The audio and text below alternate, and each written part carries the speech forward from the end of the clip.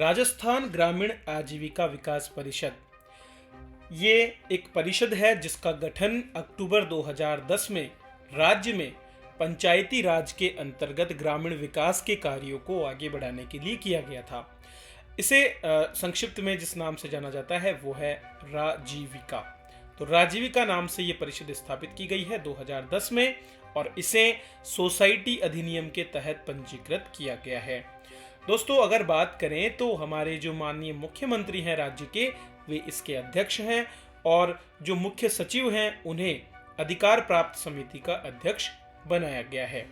आइए बात करते हैं राजीविका के स्थापना के जो उद्देश्य हैं उनके बारे में। तो आधा तो आपको इसके नाम से ही पता चल जाता है कि इसका उद्देश्य आजीविका के अवसर उत्पादित करना है। तो ये ग्रामीण निर्धन जो हैं उनके लिए न केवल वित्तीय व्यवस्था करती है बल्कि उसके साथ साथ प्रभावी संस्थानिक आधार भी सृजित करती है।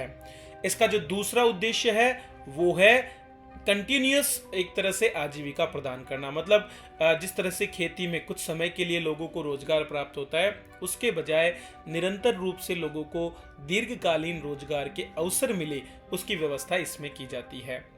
अगला जो इसका उद्देश्य है वो है वित्तीय और लोक सेवाओं तक उनकी पहुंच को बढ़ाना।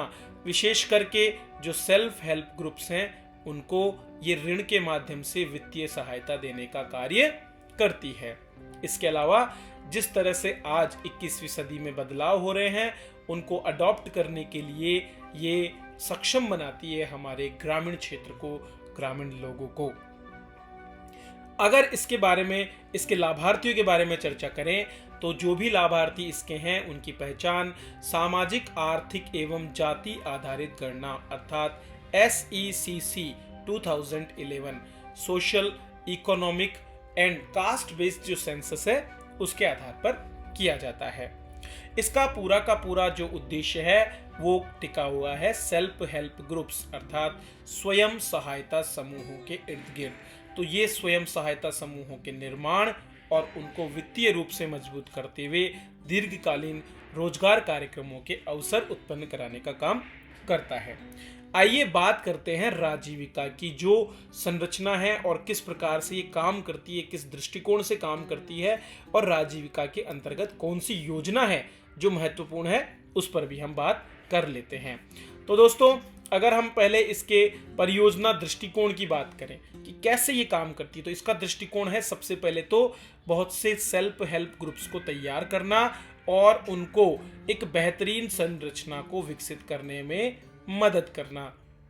इसका जो दूसरा काम है वो उसे समय समय पर वित्त उपलब्ध करवाना है, अर्थात पहले छोटे ऋण और उसके बाद जब वे अपने ऋणों का पुनर्भुगतान कर दें तो बड़ी मात्रा में बड़े ऋण दे करके और विस्तार करने में मदद ये करती है।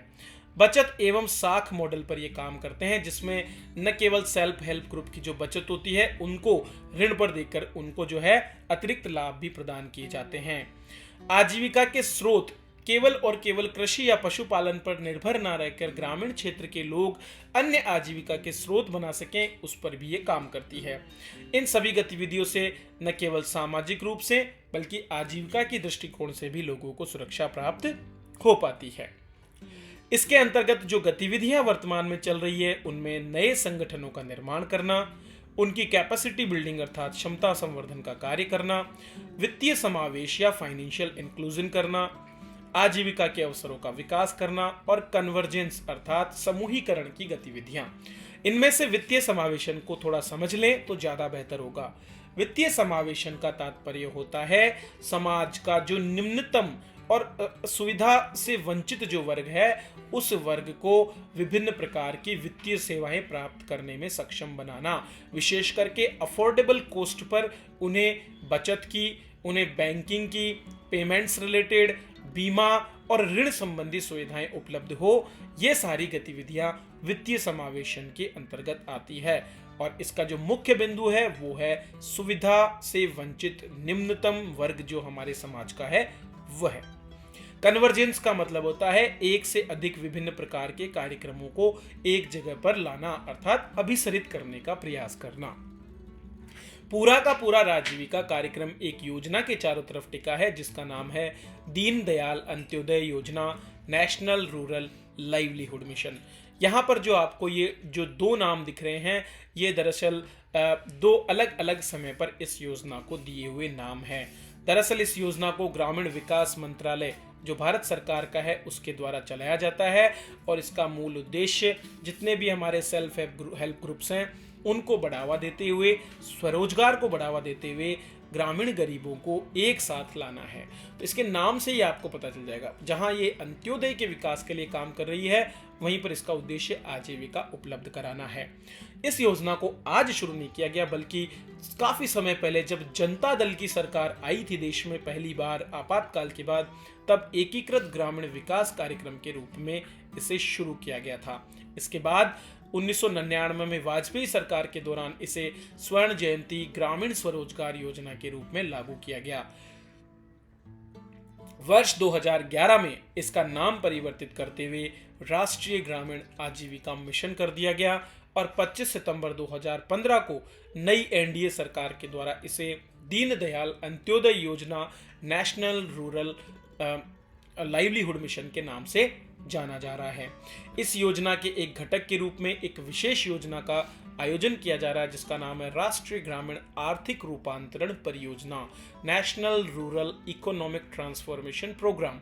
इसके अंतर्गत जो है विश्व बैंक से ऋण जो है भारत सरकार ने लिया है, और इसके माध्यम से इस योजना को क्रियान्वित किया जा रहा है। वर्तमान में राजस्थान के 9 जिलों में ये योजना संचालित है, और इसके अंतर्गत जो प्रयास किए जा रहे हैं उनमें आपके वित्तीय समावेशन के कार्य, डिजिटल वित्त उपलब्ध कराने के कार्य, इसके अलावा जो वैल्यू चेन होती है या फिर जिसको बोलते हैं कि मूल्य श्रृंखला, उसके अंतर्गत ग्रामीण उत्पादों को लाना और नए नवाचारों को प्रस्तुत करते हुए बेहतरीन रोजगार के अवसर उपलब्ध कराना सम्मिलित है। तो ये था राजीविका के बारे में। इस कक्षा के पीडीएफ नोट्स के लिए आप डिस्क्रिप्शन में दिए गए लिंक पर जा सकते हैं। धन्यवाद।